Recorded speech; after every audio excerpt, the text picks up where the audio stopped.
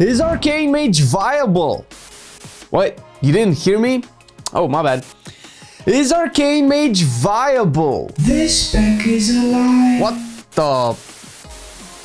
Guess I have to stop downloading porno. In conclusion, let's check the talents, gear, essences, rotation, and a lot more for Arcane Mage so you can pick up the spec quick and do some dungeons and raids.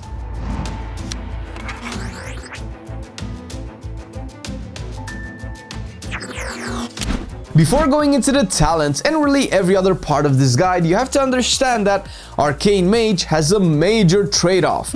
You can spec for really good single target damage or really good AoE, and you cannot have both, or a little of both, since you will underperform most of the times that way. Starting with the first row, because, I mean, the first row...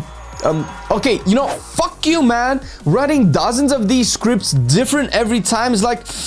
I mean, if I tried so hard in school, I would have been a doctor by now, like, for real. So, first row, there we go.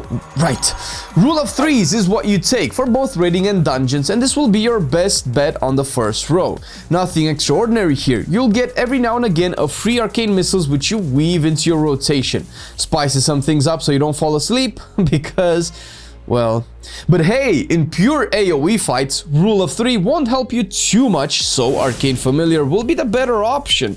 You have to count this against you losing out on boss damage though, so choices. Second row, you have some options, and both of them will be about mobility, positioning, and casting as much as possible, because that's the essence of being a ranged DPS. First option that seems more popular these days is Slipstream. This lets your clear casting missiles be castable while moving, and evocation baseline also castable while moving. It's no surprise at this point that BFA is a killer expansion for casters, and being able to squeeze in as much as possible will set you apart from your fellow DPSers. The other option, more traditional, is Shimmer. Shimmer lets you cast anything while blinking. The difference is that you actually have to press Shimmer, and if it's on cooldown, then tough luck. As opposed to Slipstream that only works on certain missiles and evocation only. So you have to make a choice here. Both seem cool anyway. Next up, another row with some options. Yeah, you heard me. Arcane is packing, man. Packing some heat. Rune of Power is the ideal choice here, both for dungeons and raids. It forces you to stay in place, but raids are a bit more scripted, so there is more room for you to do this, since you will eventually learn the timings that you can afford to not move. The alternative is Incanter's Flow. This cycles between the strength of the buff it provides. This one gives you more freedom to move, or better yet, does not restrict your positioning at all. There's a wild element to it where you could time strong spells with the flow of the buff, but that is a bit more advanced, and messing it up might lose you more DPS than simply playing without it in mind. Can be something to work on more on the advanced parts of the spec though. Fourth tier has two options. In single target scenarios, mostly raids in our case, charged up is the way to go. It instantly gives you 4 arcane charges and smoothens out certain parts of your rotation, on top of simply giving you more DPS. Yeah. In AoE dungeons and otherwise, Resonance is the go-to, making Arcane Barrage deal 10% extra damage for each additional target hit. A scenario more present in Mythics than in Raids, although it can work on intense boss ad phases as well, usually in Mythic Palace or Gazoa. Fifth tier is another utility tier focused on some form of survivability. Chrono Shift here is the only real option in current content that can provide any form of benefit, both in raids and in dungeons. Go with Chrono Shift, it's good for you. Sixth tier, back to 2 options again, because really, if you look objectively at the state of the meta, all the underdog specs have the most talent options out of all. And we should know, we checked them all. The intense single target DPS option is Touch of the Magi. It works on constant boss fights, especially in raids, since the fights themselves last way longer, and you get more out of it the more arcane blasts you cast. On the other hand, in dungeons you have Reverberate, which makes you want to spam arcane explosions in melee range. I'll be honest, I thought this to be a weird playstyle for a mage at first, but you will warm up to the idea, trust me. Plus, you know, more AoE damage. Last row, you once again have two options. And if you think I sound like a broken record, then you haven't played BM Hunter, Fury Warrior, any rogue spec, etc, etc. For raids and single target, get overpowered. This basher will make your arcane power give you more power, so you can have some power while you power up. Yeah, you know what's up. On the other hand, Arcane Orb is the AoE choice for mythics at the moment. It simply provides the highest AoE damage and generates arcane charges, and if you haven't realized it by now, AoE wants you to generate and spend as many charges as you can.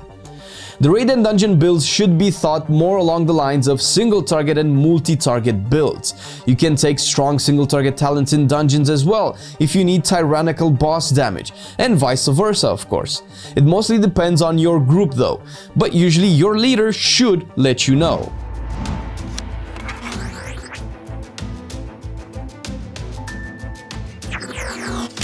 For the stat priority, in an ideal situation you want to sim yourself, since this changes with each piece of gear you get. You'll still have an ideal best and worst stat, but even that ranking can change once you get enough of your so-called best stat.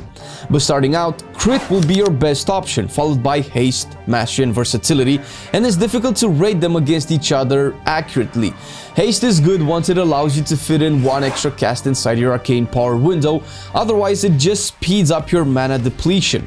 Mastery and versatility are safe to get, and they can scale pretty well the more your eye level rises.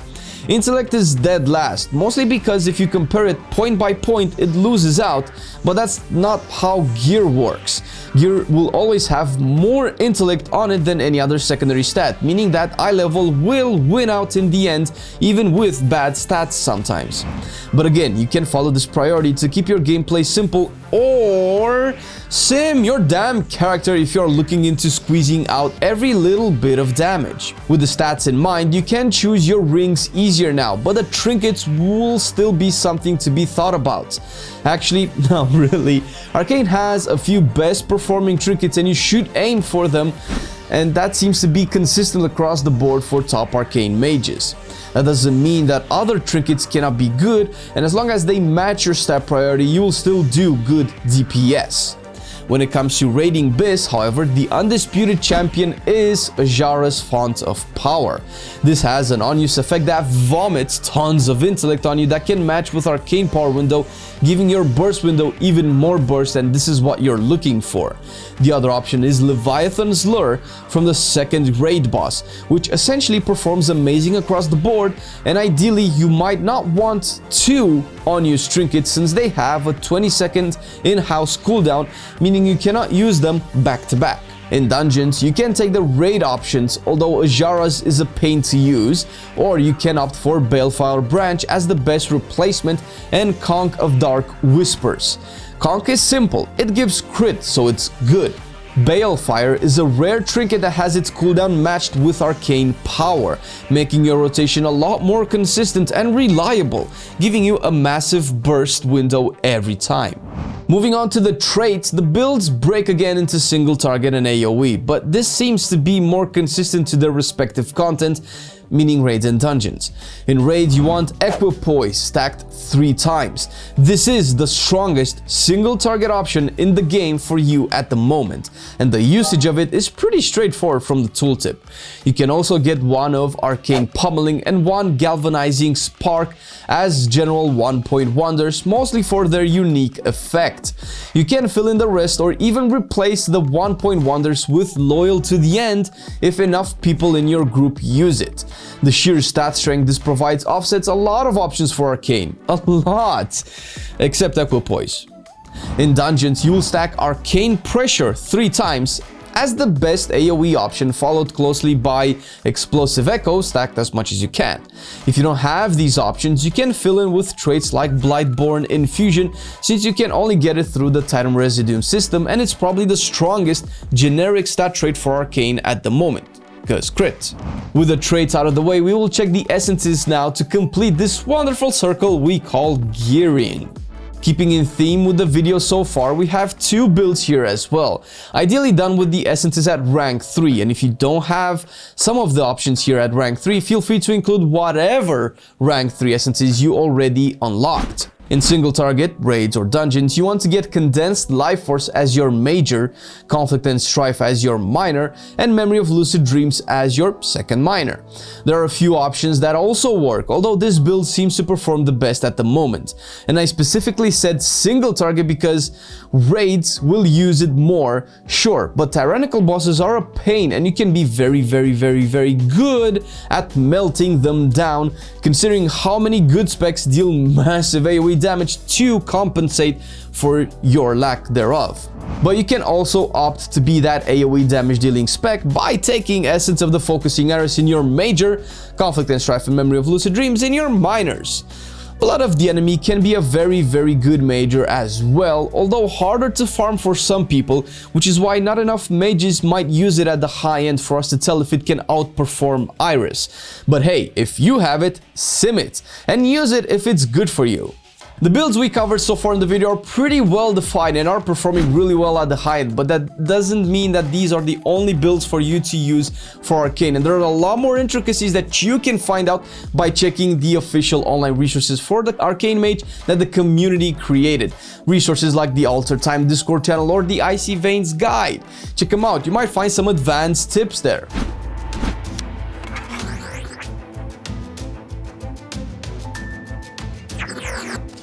When you open on a boss, you start with a pre-pot and Arcane Blast 2 seconds before the pull. Follow it up with a Charged Up, then Rune of Power.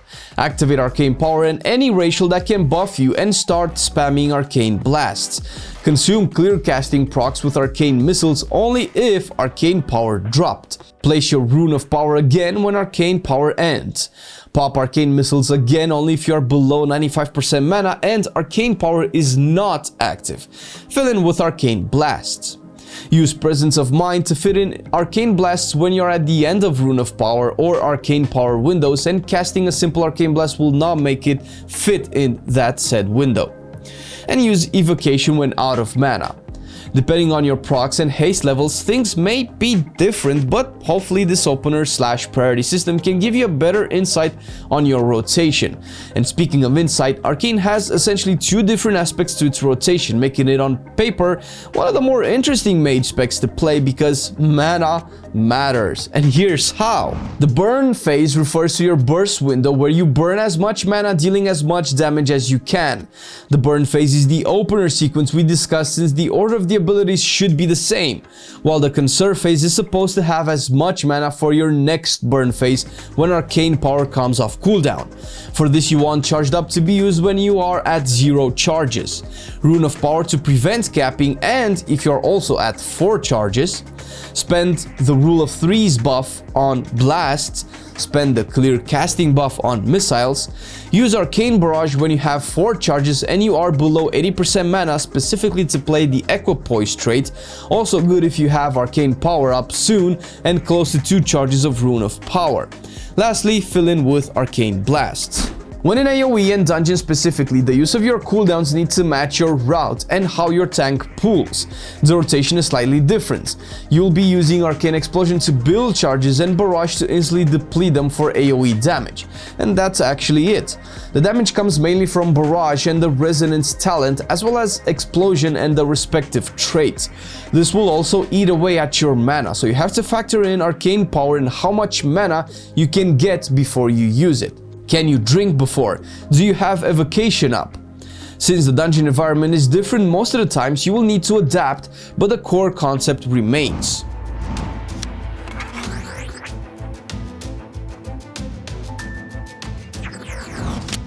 Crit will probably outperform most stats and will be the basis for your consumables, but if something sims better for you, feel free to replace and adapt.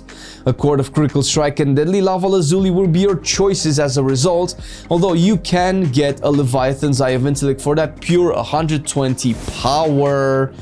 Mechanist Brilliance will be your default enchant, as with all casters for that matter, at least in this patch. Your flask needs will be satisfied by the Endless Fathoms, clearly, while your best boss option will be the potion for Unbridled Fury. Eat well and prosper with feasts, because the raw intellect is better than anything else, although you can replace it with McDonald's if not available or too expensive.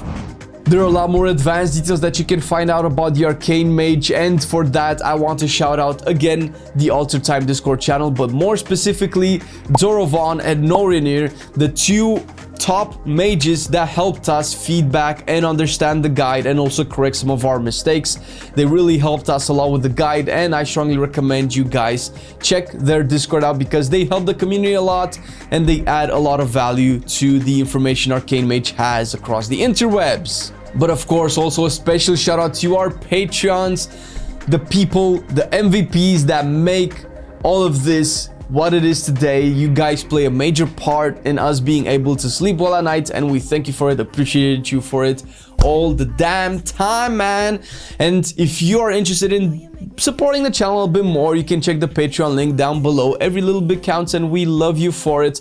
Or of course, you know, if you liked the video and you found it useful, subscribe and enable those notifications because that helps the channel out, helps the video reach more people, and hey, we just want to spread the love. Thank you so much for watching the video. Take care and we'll catch you next time.